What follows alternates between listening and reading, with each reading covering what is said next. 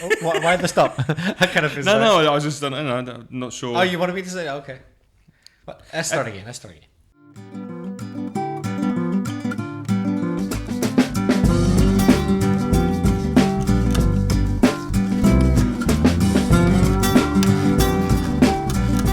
Hello and welcome to episode 33 of Aprender Inglés con Reza y Craig. If you are a new listener, welcome to the podcast. Si estás escuchando por la primera vez, en este podcast intentamos mejorar tu inglés y mejorar nuestra pronunciación y mi español y mejorar tu inglés y subirlo al siguiente nivel. My name's Craig and here's my good friend and colleague Reza next to me.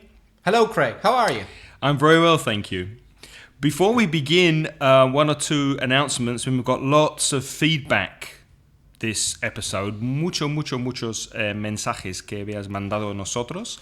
Y quería decir que por verano, que no hemos grabado desde antes de verano, y grabamos estos podcasts en lotes. Es decir, que grabamos Reza viene a mi piso, grabamos 3 o 2 podcasts, comemos, entonces voy saltándolos poco a poco. Cada 2 semanas publico un episodio. Y digo eso porque a veces no contestamos tus mensajes y tus preguntas inmediatamente. Entonces a lo mejor vas a escuchar una respuesta un mes después que habías mandado. Y eso es la razón. Y vamos a intentar hacerlo más a menudo para que no haya este hueco de verano que falta episodios. Vamos a intentar soltar uno cada 2 semanas, por ejemplo. Anyway, let's move on with the feedback. First from Maite, who says, "Hi boys, I'm a new listener of your podcast and I'd like to give you thanks for this fantastic conversations." You're welcome, Maite. Listen carefully, Reza. She said, "For this fantastic conversations." Can you spot a mistake there? For these conversations. Yeah. Correct, yes. She has this, which is used for singular. Plural. This conversation or these conversations. That's a common mistake, isn't it? It is. I think it's a mixture of vocabulary and also pronunciation. Mm-hmm. Both. People think, Spanish speakers often think this and these sounds pretty much the same, but no, it makes all the difference, doesn't it? That's right. Maite continues, "Learn English language is very important for me." Aha. Should be a gerund. Learning. The gerund is the subject of the sentence. Right. So learning English or learning the English language is very important for me. And you make it easier and funnier than other methods. Well, thank you, Maite. Thank you. I'm from Asturias. Oh, nice. Then I have a question. Have you tasted Asturian desserts? If not, I will think about a solution. Do you think Maite is going to bring us a dessert from Asturias? Oh, I would love that. Isn't it arroz con leche? Arroz con leche? I'd say that's typical up there. That's Asturias, isn't it? And They've got natillas, really good... probably as well. Natillas is custard because there are plenty of cows up in Asturias. That's right. And the milk and the cream and the cheese is lovely up there. I love Asturian cider. Mm-hmm. La sidra asturiana. It's one of my favorite drinks. Mm-hmm. I actually prefer Asturian cider to English cider. Really? Yes. That's a big compliment. So Maite says, "Bye and greetings for your podcast." Well, thank you, Maite. Next, from Bolivia, Franz. Ooh. "Hello, teachers. I'm Franz from Bolivia. I'm so glad to hear you. I would only like saying..." Aha. I would only like to say, you mean, Franz. I would only like to say. Gerund after like. I would only like to say. No, infinitive. Oh, what did I say? Sorry. Yeah. Well, actually, it's infinitive after would like, because that's confusing for Spanish speakers as well. Because after I like, that's gerund. You can say gerund or you can say infinitive. True. Yeah. But after I would like or I'd like, it's always infinitive. So I would only like to say that you are the best teachers I have had. Oh, Am I right? Well, we don't know, but thank you very much. That's a lovely compliment. Big compliment. Thank you. Analia says, "Excellent, gracias." Thank you, Nalia. Alberto says, Dear Craig and Reza, I'm writing to you just because I have realised that in podcasts 28 and 29, there is no option to download them. I have to spend a lot of time driving in my car, and it's very useful for me to be able to download the podcasts, record them onto a CD, and listen to them in the stereo of my car. Now, a couple of people, 3 or 4 people, have written to me with the same problem, and what we're going to do is we're going to change the software on the website, the WordPress software, so that that option will be available. I don't know why it isn't now, but I'm going to, in the next couple of weeks, I'm going to change the software so that you will be able to directly download the MP3 file from the website, inglespodcast.com, and you'll be able to do with it what you want. You can put it on an MP3 player, puedes ponerlo en un CD, grabarlo, lo que queráis. So I'm going to do that hopefully within the next week or 2. So thank you for that comment, Alberto. Alberto says you really are you are really fantastic, and the trip I have to do every day seems to be shorter listening to you. So I would like to know if there is any other way to download your last 2 podcasts, podcast 28 and 29. Thanks in advance. I hope you can help me. Well, apart from the website at inglespodcast.com, you can obviously download our podcasts on iTunes. So you need to subscribe to La Mansión del Inglés. Just search iTunes for La Mansión del Inglés, and you can download the podcast onto your mobile phone or onto your computer. You can also use, if you have an Android phone, you can use the Stitcher app, Stitcher, and you can do the same with Stitcher that you do with iTunes. So you search for the podcast and you download it to your phone. And I will put these addresses, these links in the show notes. So thanks, Alberto. Next comment, Fran, congratulations, very good work. Un curso realmente bueno, perfecto en ritmo y contenido. Oh, thank you very much. Habéis logrado conseguir el tempo perfecto para que se entiende y a la vez resulte exigente, porque si no, claro, no se aprende. I'm really glad you say that, because that's exactly what we try to do. We don't speak too slowly. We think there's no point in that. But we try to avoid speaking too quickly. We try to speak at a moderate speed and choose our words and content carefully so that it's challenging but not too difficult, but never too easy. We do think about it. So I'm really glad you appreciate it. Thanks very much. But we are teachers, so I think we probably speak more clearly than most other native speakers, don't you think? Because we do adapt our language a little, but not too much. I mean, we speak quite normally. This is normal, I think. Elvia says, gracias, los ejemplos de todo ilustrativos. Thank you, Elvia. Alejandro says, good podcast. Thanks a lot. Thank you. And he also says, what can I say? I'm sure with this podcast, I'm not sure, maybe you can help me with this. I'm not sure what Alejandro is trying to say here. I'm sure with this podcast. ¿Estoy seguro con este podcast? Oh, I'm not sure. I think what he's trying to say in English would be, I'm confident in these podcasts. I feel confident, Yeah, he trusts them. You can depend on them. They're reliable. That's de fiar. De fiar. Fiable, yeah. De confianza. Da confianza. And then he says, thanks to connect with people to know more. Ooh, sorry, can you say that again? I will. Thanks to connect with people to know more. Ooh, there are a few mistakes there. Thanks for connecting.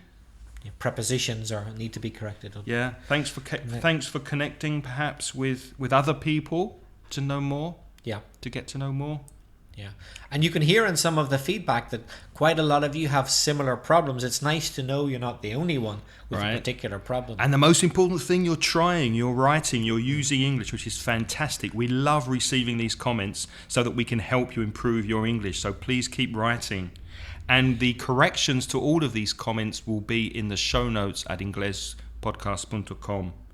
So let's continue with Alejandro. He says, I will change my vocabulary and pronunciation later to going on. Later to going on. I will change my vocabulary and pronunciation later. Maybe I will improve with time. I will improve later. Or gradually, perhaps he means. Gradually to going on. Gradually. Bit by bit. Bit by bit. Trozo a trozo se dice? No. No, poco a poco. Poco a poco. Poco a poco. Yeah. Bit Gradually, by bit. paulatinamente. Mm-hmm. I will change my vocabulary bit by bit and my pronunciation. Yeah. So thanks, Alejandro. Alicia, it's great to listen you. Oh, that's a classic mistake, isn't it? Listen to you. When you say listen to something, you must add the preposition to. It's Alicia. great to listen to you, and I'm learning a lot. Thanks. Thanks, Alicia. Thank you. Alex, I like this and enjoy more English language every day. That's okay. Thanks. Alicia, hi. This post has been very interesting. Your jokes are funny. Is that the same Alicia as before or another Alicia? No, this is another Alicia. This Two is a different- Alicias. Two Alicias. Okay. It's difficult for me to understand how sound difference, ankle and uncle. Do you remember the episode with ankle and uncle? Yes. But she should. It would be better for her to say, "It's difficult for me to understand how ankle and uncle sound different." So you'd want to put that at the end, change the order. So not how sounds different, ankle and uncle, but how ankle and uncle sound different. And there's no S on different, it's singular. Because it's an adjective. Because it's an adjective. Well, we said it, we'll say it. She does ask us to review, to revise the pronunciation. She says, I know the writing, but I listen the same. And she means I hear the same. Why? Could you teach me it again?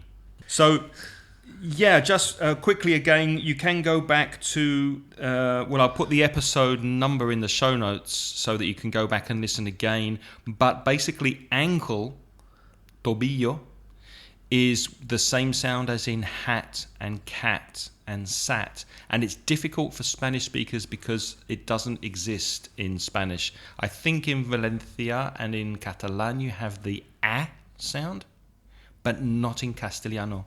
So it's a, cat, a, ankle. And uncle, tío, is a as in up and Bus. and yeah. Uncle, bus, fuss. Cut, a. So the difference is a and a. With a, your mouth is more open, a, and the tongue is further back, la lengua es un poquito más atrás, y la boca un poco más abierta, a. And you have to practice a, cat, sat, hat, ankle. Go back and listen to the episode, keep practicing, Alicia, and I'm sure you'll get the sound eventually. The difference between the words when you hear them is usually very clear by context. If somebody says, my uncle is coming for dinner, no va a venir tu tobillo, que va a venir tu tío. Yeah. If you say, my ankle hurts, es que no te duele tu tío, te duele tu tobillo. So the context usually makes the word clear, but it's a good exercise for you to practice these two different vowel sounds, a and so that when you speak, you'll be clearer to the listener. And Alicia, just so you know, the two vowel sounds you've chosen are possibly the most difficult vowel sounds in English to distinguish. They're very, very, very difficult. Many learners have problems with them. You are not alone. You are not alone with this problem. I agree. Moving on to possibly one of our favourite fans, Marianne. Hi, Marianne. Marianne has two or three messages for us that she left over the summer. Marianne says, first of all, hi, very happy for listening to you again. Very happy to listen to you. To listen to you. You say happy or an adjective, happy, sad, etc. plus infinitive, right? Or gerund, you can say very happy listening to you. Yeah, as well. Okay. Yeah. Thank you for this feedback. I really feel you very close to me when you pronounce my name, Marianne. As if it were a known person for you. Well, you are, Marianne, because you leave us lovely comments. So, of course, we know you. We feel like we know you. In a different post, Marianne says, by the way, leopards have manchas and zebras have rayas. Keep in touch. Manchas, spots, rayas, stripes. Yeah. Another post, thank you again for your interesting comments. It's cool to listen to people from Mexico. I've been in Elche once and I visited the museum. Visited. Modal verb. What do you think? I was able to visit. Yes, I was able to visit. And if you want to use could, it's always the base form of the verb. So the infinitive of the verb without to. So you can say could visit, but never could visited. So I was able to visit, or I could visit the museum with the original Dama de Elche that had been moved from Madrid Museum. It was exhibited in a glass urn. Urn is could be an urn, couldn't it? Glass. An urn is just a container, isn't it? A container. Yeah. It's not usually made of glass though, but I guess in special circumstances it could be. Yeah. An urn can be for keeping the ashes of a dead person. That's right. When someone dies and if they're cremated, that means burnt, then the ashes of that dead person are put in an urn. Mm-hmm. They're not usually glass, but I guess they could be. Yeah, why not? I liked El Huerto del Cura, and I was fascinated by the palm trees. Cheerio, Marianne. Paco Viudes says, Hola, os quería felicitar por vuestro blog y vuestros podcasts. Son muy útiles para mis viajes entre Murcia y Sevilla, donde trabajo. Solamente un día en el blog deberéis de incorporar un widget. If you use WordPress, you know what a widget is. Un widget de suscripción al blog por email y RSS. Yes, Paco. Y esa es una cosa que voy a hacer cuando hago los cambios en las próximas 2 semanas y voy a hacer mejor la página web. Entonces vamos a hacerlo para que podáis subscribe, para podáis recibir los podcasts cuando los saltamos. ¿Qué más dice? Para que, como que es mi caso, puedo recibir vuestros posts en mi email sin necesidad de acudir a vuestro blog. Sí. Es muy fácil la pantalla que tenéis. Y luego Paco sigue con comentarios técnicos. Thank you very much, Paco, for that piece of advice, and I will be doing that very soon. Esperanza Rey says, Hi Reza and Craig, I've been having a very good time listening to your podcast. It was my first time and I found it fun and profitable. Oh, I'm very glad to hear that. Now that I know you, I'll listen to your fabulous podcasts. Always I can. Whenever? Whenever I can. Whenever I can is better. Whenever I can. It's a tricky word for Spanish speakers. Porque they say siempre cuando puedo. Yeah. Sí. Siempre que pueda. Que pueda. Yeah. I think, isn't it in Spanish? Siempre que pueda. With this pueda subjunctive. But in English, you say whenever. You take the word when, cuando, but you add the suffix at the end, ever. Whenever I can. And it's not only for the question word when. You can say whoever, whichever, whatever. However, whatever. Mm-hmm. For example, whatever you can, lo que puedas. Mm-hmm. What else could we say? Whichever you want. El que quieras. What do you want for lunch today? Because we're cooking. What do you want for lunch? Whatever you've got.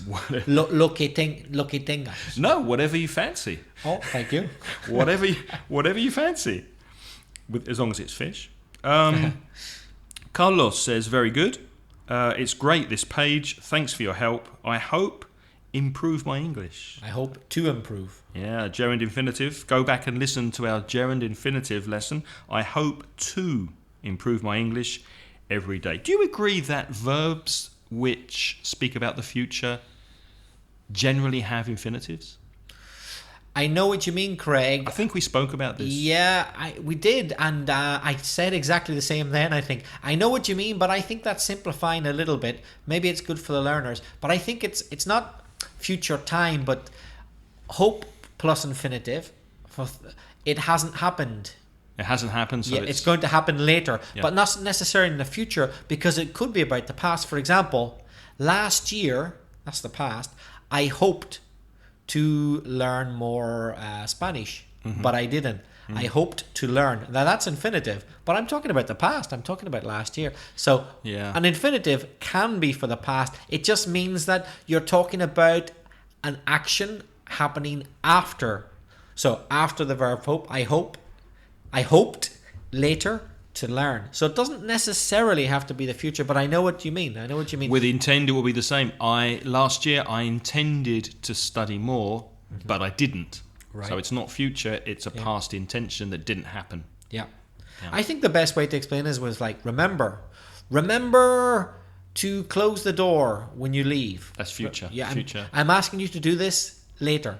But if I say to you, did you remember to turn off the gas? I'm asking you about an action which has happened before. And I'd say, no, I forgot to do it. Right. But it could be said in the present, the future, or the past. I could say to you, yesterday, did you remember to turn off the gas? But I'm talking about the past. So I don't strictly agree that it has to be about the future. For me, the way I would explain it is a verb plus an infinitive is very often for the infinitive is an action which is going to happen later.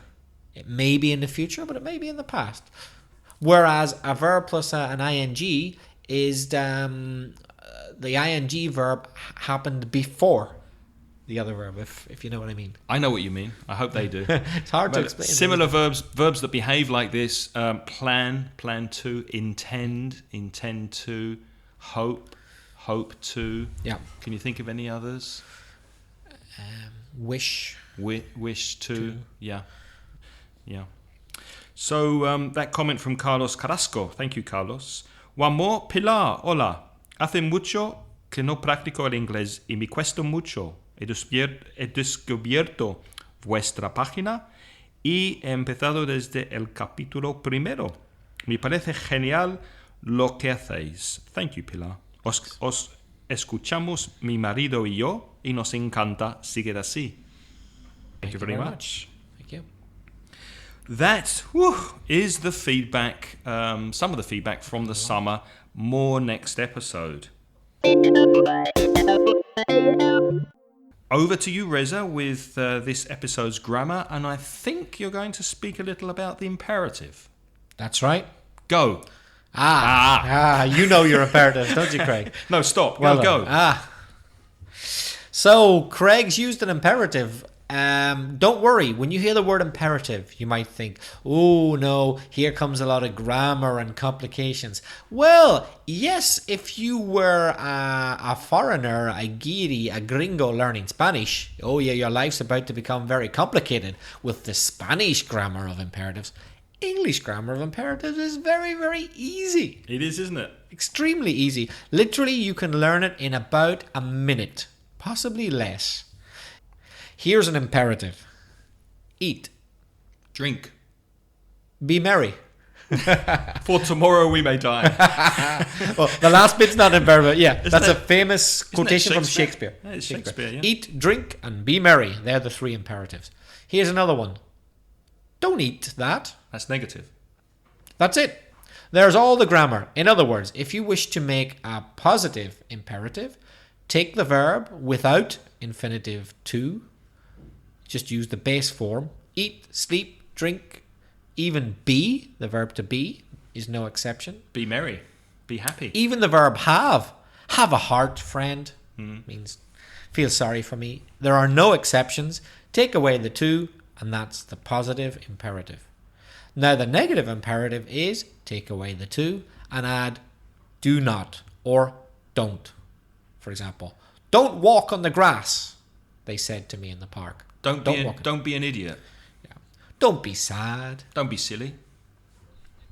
Don't, or it could be do not, the long form. Do not say that. I told you not to. And in spoken English, I think you would not use the contraction. You would use the full form for more emphasis, for more power. Yes. So it's stronger, isn't it? You say, do not do that is much stronger than don't do that. Yeah. It's very often the type of thing you hear angry parents saying to children. If they've told a child not to do something several times. Do not throw your food. But they do it again. They say, do not throw your food. I've told you many times. So they're stressing the not. Do not leave your clothes on the floor. They could say don't. But if they say do not, it's stronger. Yeah. You can tell they're getting angry. Más fuerza. Yeah. That, Craig, is the imperative. Well, that was very quick and sweet. Nice one. Moving on to the vocabulary section in this episode. And this summer, Reza, as you know, I went on a lovely trip. Oh, yes. I was so jealous. Listeners, Craig was in Australia. Yeah. Lucky guy. But on the way to Australia, I went to visit friends there. On the way to Australia, I stopped in San Francisco because it's a long way to Australia. So I stopped to break up the journey so the journey wasn't so long. And I spent a few days in San Francisco. And I wrote down a couple of Americanisms that I thought you'd find interesting because I was very surprised to hear this American use of some words. For example, I love listening to people when I travel speaking on their mobile phones because now people speak on their phones in the street. Don't you mean their cell phones? Oh, very good. On their cell phones, those móviles, listening on their cells. And one thing I heard a few times, more than once, a few times, where you at? Where you at? Where you at, brother? Where you at, man? Which is, where are you? ¿Dónde estás? And it was very, very common in colloquial American English. Where you at? Have you heard that before? I have, yeah. Yeah. Many times. Where you at? Another expression when I bought something, your check will be $42. Obviously, check is bill, because American English, you get a check in a restaurant, not a bill. But I found it strange, your check will be, and not your check is. Oh, no, I wasn't aware of that. Yeah, your bill is $42. Your check will be. But then I realised in the UK we say that'll be. We say that'll be. Yeah. So that'll be £42, sir. That'll be $47. But we don't say your bill will be. But we don't say no. We don't say your. And I thought it strange because they're using a future to tell me what it is now. But anyway, that's another colloquialism for America. Your check will be $42. And another one that made me laugh. Would you like a bag today, sir? And I always thought, well, yeah, I want it today. I don't want it tomorrow. That's no good. Would you like a bag today? They use this word today very often. Would you like a bag today, sir? And finally, one more that I liked was, which I found very strange, true that, which is very colloquial. In fact, it's pronounced more dat, D-A-T. They'll say true dat, meaning that's true. Tienes razón. Eso es verdad. So if you say, I think that steak was very good, true that, that's tienes razón, that's true. Anyway, a couple of curious things from my trip to America. I wasn't familiar with that last expression, true that. Very common now. Yeah, and I hadn't heard it before. And I've been to America a couple of times years ago, and that wasn't street language when I was there, but that's come into the language now. I wonder, are there any of our South American listeners who are not familiar with certain Spanish expressions, and vice versa? I'm sure. Anyone from Mexico, Bolivia, Ecuador, etc. listening, are you familiar with the Spanish expression mogollón. I don't think you are. I think it's a very Spanish thing to say. How many people were there? ¿Cuánta gente había? Mogollón, tío. Mogollón. That's very Spanish. I don't think South Americans say mogollón. Do you know it what means loads, a lot. A lot, yeah. Do you know Loads. what a South American would say for that? Mucha gente. Yeah. Un montón de gente? Un montón. Maybe mogollón, I think, is a very Spanish colloquial way of saying things. Whereas South Americans have some vocabulary which Spaniards would never use. For example, I remember the first time a friend of mine from Ecuador in Spain told me no, on her mobile, no puedo hablar, estoy maquinando. Like, Maquinando? I thought, what, you're operating a machine? No. She was driving. In many South American countries, to drive is maquinar. Yeah. But never in Spain. In Spain, it's conducir. Because in South and Central America, car is carro. It's not Carro it's not o la máquina. It's also máquina. It's la máquina. It's not Yeah. coche. It's carro. Yeah. Mi carro. Yeah. I think, if I recall, in Cuba, they make a distinction between coche and máquina. I think coches are new fancy ones, and máquinas are the old, beautiful 1950s ones. The American They are style. máquinas, yeah. I didn't know that. Yeah, as far as I know. So maquinar and conducir, Spanish differences between South America and Spain. Interesting matices de la lengua. Moving on to our idioms section, and I have a comment in our idioms section from Rafael. Rafael says, "Hi. Every day I find a new podcast, which is to me a reason of joy. I have heard all of them a few times." I wouldn't say a reason for joy. I would say a reason to be happy. Yeah. Sounds better, doesn't it? Okay. You must both be two very good teachers of English. You make it easy and fun. Thank you, Rafael. Thanks. I like especially those idioms or proverbs, and I realize that each one of them has an equivalent in Spanish. Generally, yes. I'm not sure if they always do 100%, but a lot of the time. For instance, you can't have your cake and eat it too, which Rafael says, teta y sopa no caben en la boca. Aha. Didn't Which know that. I hadn't heard that before. No, but I like it. Me too. I get it. Teta y sopa no caben en la boca. I get it. Lo pillo. I get it. O no se puede estar en misa y repicando. Repicando. What's repicando? That's a religious word, isn't I'm not sure. We'll have to look that one it? Have up. to check that one. Repicar. Don't know that word. Yeah.